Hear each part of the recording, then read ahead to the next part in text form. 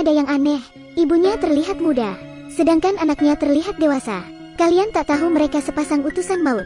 Yulenka yang berumur 10 tahun, hidup bersama ibunya. Dia punya harapan. Tapi harapannya aneh. Dia ingin mencari ayah tiri. Saat ini ia menginginkan gurunya. Saat upacara pembukaan, Yulenka memberikan Andrei bunga. Tapi tatapannya mengarah ke ibunya. Dia tertarik dengan wajahnya. Aku pun ingin tinggal di sana. Terdapat keindahan. Hatinya berdebar. Andrei pun teringat. Ia sudah memiliki istri dan anak. Yulenka sangat menyukainya. Dia mengungkapkan, bunga itu dipilih oleh ibunya. Ia pun mengenalkan ibunya. Esoknya, Andrei menyadari ada murid tak masuk. Anehnya, semua murid terdiam. Hanya Yulenka yang memberitahu bahwa murid itu telah tiada, tapi tak mengatakan kenapa. Sekolah pun mengetahuinya, tapi tak memberitahu apa yang mereka sembunyikan. Andrei pun penasaran. Ia pun memeriksa laporannya. Dikatakan bahwa murid itu sakit jiwa dan menyerang guru-gurunya. Karena itu ia bunuh diri. Andrei merasa janggal dan bertanya pada ibu dari murid itu. Karena kematian anaknya, dia pun depresi dan dirawat. Andrei memperkenalkan diri. Halo, saya guru anak Anda. Belum selesai berkata, ibu itu kembali berontak dan ingin menyerangnya. Terima kasih pada perawat yang membantu. Dokter itu memberitahunya untuk tidak memperkenalkan sebagai guru. Di sisi lain, Yulenka mencari kesempatan. Dia tahu bahwa Andrei pergi ke taman. Jadi ia membawa ibunya ke sana, mencari celah masuk untuk Andrei dan ibunya bersama dan mengobrol. Melihat semuanya, Yulenka tersenyum. Ketika Andrei dan ibunya mengobrol, ia mendapat panggilan dan harus pulang. Mereka pun pergi. Melihat gurunya pulang, Yulenka pun marah. Dan ketika ia pergi, tupai di lengannya mati. Rencananya telah gagal. Esoknya, Yulenka izin sakit. Andrei pun datang ke rumahnya. Tapi Yulenka berada di rumah neneknya dan hanya ibunya yang tinggal. Karena sebelumnya mereka bertemu. Ketika bertemu lagi, mereka pun menjadi dekat dan bersenang-senang. Mereka berhubungan selayaknya manusia lain. Lalu Andrei pun pergi. Ia terlihat gagah. Yulenka pun melihat semuanya. Andrei tak tahu apa yang dilaluinya. Setelahnya ia merasa bersalah. Beberapa orang tak dapat menahan goda. Esoknya, Yulenka bertemu Andrei dan mengatakan untuk ia jadi ayah tirinya. Tapi Andrei menolak dan memberitahu Yulenka, cinta itu tak dapat dipaksa. Yulenka pun marah, memarahinya karena mempermainkan ibunya. Mereka pun berpisah. Malamnya, Andrei tertidur dan terbangun oleh suara kaca pecah. Lalu api pun menyebar. Dia membuka pintu dan membawa keluarganya keluar. Apinya pun padam dan menyisakan tempat kumuh. Beberapa hari kemudian, putrinya diserang oleh anjing. Ia pun membawanya ke rumah sakit. Melihat darah di tangannya, Andrei pun menangis. Menyadari semua ini ulah Yulenka. Ia pun menerima panggilan dari Yulenka, menyuruhnya bertemu di bangunan kosong dan mengancamnya. Andrei bergegas ke tempat itu. Yulenka pun muncul. Dia menangis melihat gurunya. Dia hanya ingin keluarga utuh. Apakah itu sulit? Dia berpikir Andrei bisa menjadi ayahnya dan bukan gurunya. Turuti sajalah. Yulenka pun menangis dan memeluknya, ingin mencari kenyamanan seorang ayah. Tapi Andrei mendorongnya, juga mendorong kesempatan terakhirnya. Yulenka melihat gurunya dengan senyuman jahat. Ia pun melepas pakaian dalamnya dan mulai berteriak karena ia tak bisa dimiliki. Lalu hancurkan saja dia. Gadis ini kejam. Dia hanya ingin mencari ayah tiri. Andrei pun tertangkap. Siapapun yang menentangnya akan mati. Ini bukanlah yang pertama. Pria yang menyakiti ibunya ini bukanlah yang pertama. Sebelumnya adalah seorang pelukis. Ia menjadi korban Yulenka. Pelukis itu berbicara pada ibunya. Mereka terlihat akrab. Yulenka ingin dia menjadi ayah tirinya. Tapi pelukis itu menolak. Ia hanya mencintai lukisannya. Tidak seperti ayah jika tak menikah.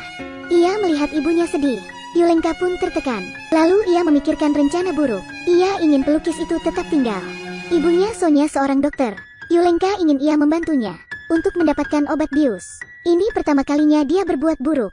Malamnya, Yulenka takut dan menangis. Walaupun begitu, dia tak bisa menghentikan kelakuannya. Esoknya ia mengajak pelukis itu ke perahu.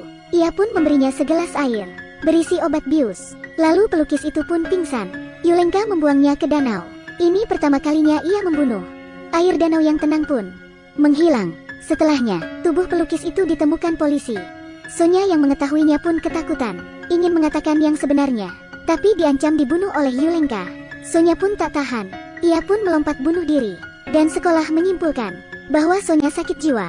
Ia ingin menyerang guru-gurunya, lalu bunuh diri. Ibunya pun tak percaya, tapi ia tak dapat mencari kebenarannya.